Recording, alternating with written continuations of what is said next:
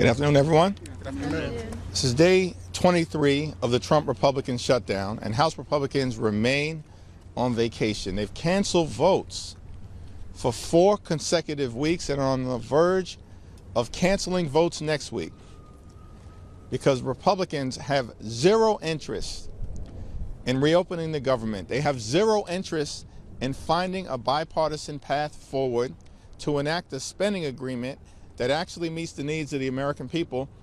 And Republicans have zero interest in addressing the health care crisis that they've created. Tomorrow, hundreds of thousands of hard-working federal employees will miss a paycheck and are going to struggle to be able to provide the basic necessities to live and survive. But Donald Trump is heading out of the country. House Republicans remain on vacation, and Senate Republicans continue to offer no solutions relative to a bipartisan agreement that actually meets the needs of the American people. In just a matter of a week or so, tens of millions of Americans are going to wake up to the reality because of the open enrollment period beginning on November 1st that their premiums, copays, and deductibles are about to explode. In many cases, everyday Americans having to pay $1,000 or $2,000 more per month in order to access health insurance that's affordable. And many people are going to have to go without the ability to see a doctor. The Republican health care crisis grows more urgent by the day, and yet Donald Trump and Republicans continue to be nowhere to be found. They are not taking these issues seriously. They continue to keep the government shut down and hurt everyday Americans. Why? It's apparent to the American people that when it comes to the Republican approach, cruelty is the point. Questions? I have a redistricting question. I know there's some Democrats in Illinois who have expressed concern about redistricting and how it would dilute black representation in the state. Do you still want Illinois to push forward with the redistricting? There are ongoing conversations in Illinois, but there is no congressional map that would move forward that would dilute the representation of black and Latino communities in Illinois or in any other state that is currently held by Democrats. Thanks. Thank you, Leader Jeffries. Jelana Jones running for Sylvester Turner's seat in Texas. She said on CNN, if you hit me in my face, I'm not going to punch you back in your face. I'm going to go across your neck. Is rhetoric like that appropriate, particularly in light of the threat against your life? Yeah, I'm unfamiliar with the context in which that was said. But let me just say, of course, again, political violence that we've seen in this country intensify throughout this year is unacceptable in any form against anyone for any reason. Thanks. You previously said that you were going to talk to Mamdani before early voting begins. Early voting begins on Saturday. Is that scheduled? And did you watch the mayoral debate? What are your thoughts? I have not had an opportunity to see the mayoral debate. I did see the end of the Knicks game, but I expect to have a conversation with the Democratic nominee at some point between this moment that we're in right now and early voting, which begins, I think, in the early part of Saturday. Thanks. Thank you, Leader. Senator Johnson is talking apparently to Van Hollen's office and Senator Peters' office about a bipartisan bill to pay furloughed workers. If Speaker Johnson brings the House back in session to vote on that bill, which is being voted, is that something House Democrats could support? It seems to me that Speaker Johnson has no intention of bringing Republicans back to Washington to do their jobs because they're the ones that shut down the government. They can't justify why they shut the government down. We as Democrats have made clear we want to sit down with anyone, anytime, any place in order to reopen the government, stand by our hardworking federal civil servants, find a bipartisan path forward toward a spending agreement that actually meets the needs of the American people. and actually improves the quality of life of the American people, and at the same time decisively address the Republican health care crisis. We've also made clear as House Democrats that we will consider in good faith anything bipartisan that emerges from the Senate. Thanks. Thank you, Mr. Leader. Just want to follow up on the death threat and the Speaker. Just to put a pin in it, have you heard from the Speaker or any member of Republican leadership in the days since the death threat? Not a single Republican has reached out, either from the House, the Senate, or the White House in connection with the death threat and the arrest. But that does not surprise me in terms of the environment that we're in, because these individuals, these extremists, are the one. They can't justify the fact that Donald Trump pardoned hundreds of violent felons on his first day in office, people who brutally beat police officers, including seriously injuring on these Capitol steps, 140.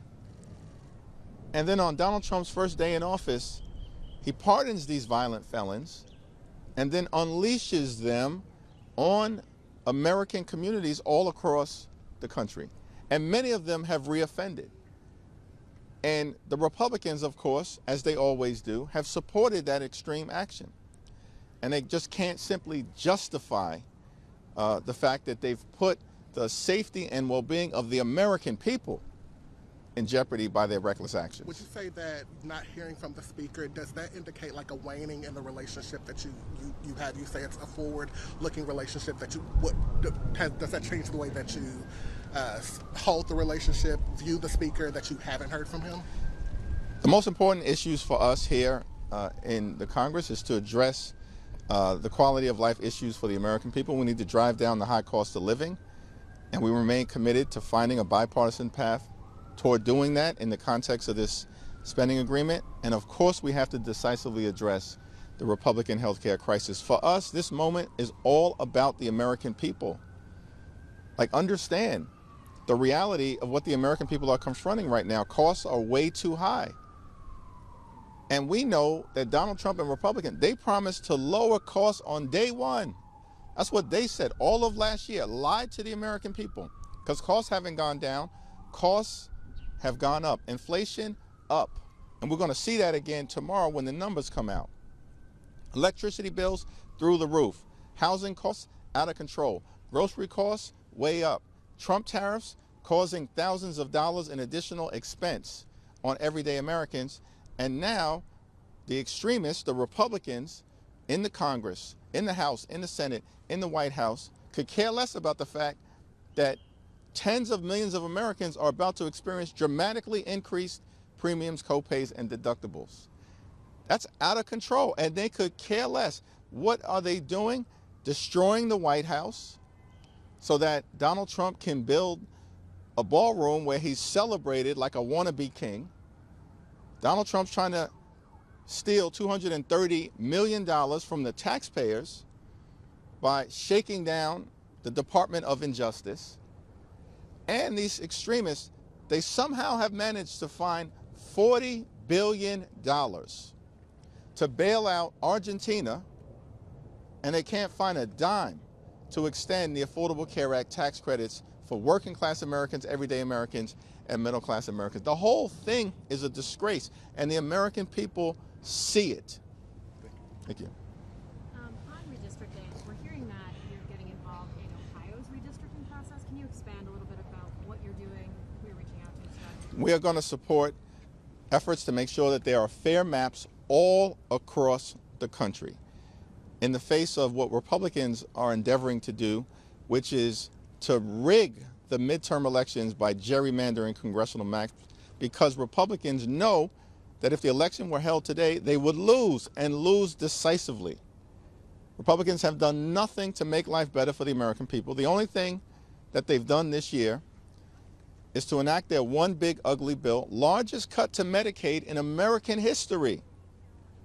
And on top of that, about $186 billion that they took from the Supplemental Nutritional Assistance Program, literally stole this money from the mouths of hungry children, seniors, veterans, and families. And why did Republicans do all of this?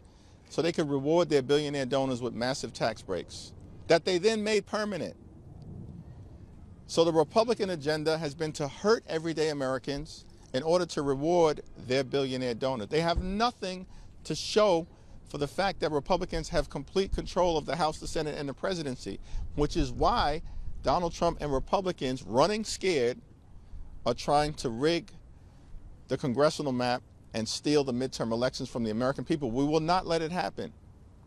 So in Ohio, there's an opportunity to go to referendum if the Republicans at Donald Trump's direction pass a gerrymandered partisan map. And if that happens, just like we're doing in California right now, and we'll also do in Missouri, we will take the issue to the voters of Ohio, and I'm confident that we will prevail. Thanks. Jeffries, you talk about SNAP. Millions of people could lose benefits next month. States are already warning them that their cards won't load with their food assistance, and that's as a direct result of the shutdown. Does that put more pressure on you to find some sort of agreement with Republicans? Let's be clear about the situation that the American people confront. As part of their one big ugly bill, they cut $186 billion from the Supplemental Nutritional Assistance Program. That's the reason why the American people are at risk of going hungry, millions of them. And as has been the case in prior government shutdowns, the money can be found by the administration if they chose to do so. In fact, there's about $5 billion available in a contingency fund for emergency circumstances just like this. But the administration refuses to agree to use it. Why? Because they want to starve the American people as part of their continuing effort to visit cruelty on everyday Americans. And I think at the end of the day, the administration, as they've done in other instances, will realize that they're being held accountable for having shut down the government. They're being held accountable for inflicting pain on the American people. And they will back away from their threats to starve the American people by depriving them of the earned benefit of nutritional assistance. Leader Jeffries. Mr. Leader, just back on redistricting, have you had any conversations with any legislative leaders in Virginia? Have you been briefed on their plan, and do you have any comment or reaction on it? The private conversations that I've had with legislative leaders and governors across the country will remain private. But can you be specific about Virginia, because some congressional members seem caught off guard by this? The people in Virginia, in terms of the legislative leaders, will speak for themselves in terms of the actions that are being contemplated. Leader Jeffries. Thanks. Do you have any hope that Mike Johnson will bring the House back to session in the next 2 weeks? And do you think there's any way a bipartisan agreement regarding health care could be made in that time? Yeah, we remain ready, willing, and able to sit down with our Republican colleagues, either here at the Capitol or back at the White House, in order to reopen the government, to find a bipartisan path forward, and to decisively address the Republican health care crisis. But it requires immediate and urgent action in order to actually address the situation that the American people find themselves in. Remember, here's the scope of what we're talking about in terms of this health care crisis. Donald Trump promised to love and cherish Medicaid, and then Republicans turned around and enacted the largest cut to Medicaid in American history, $1 trillion cut. Hospitals, nursing homes, and community-based health centers are closing all across the country now because of what Republicans did in their one big ugly bill. Republican policies have led to a situation where Medicare may confront a $536 billion cut by the end of this year if Congress doesn't act. Because of the Republican refusal to extend the Affordable Care Act tax credits, tens of millions of people are receiving notices right now that their premiums are about to skyrocket, and they're going to face medical bankruptcy or the inability to see a doctor when they, their children, or their families need one. And at the same period of time, Republicans continue to put forward a partisan bill here in the House that would cut about $1.7 billion from the Centers for Disease Control, cut a little under $500 million from the National Institute of Health, and they're depriving the American people of the ability to get life-sustaining and life-saving vaccines. This is the Republican healthcare crisis. It is enormous. It is devastating. It is crushing everyday Americans. And that's why Democrats believe decisive action needs to be taken. Thanks, everyone. Thank you.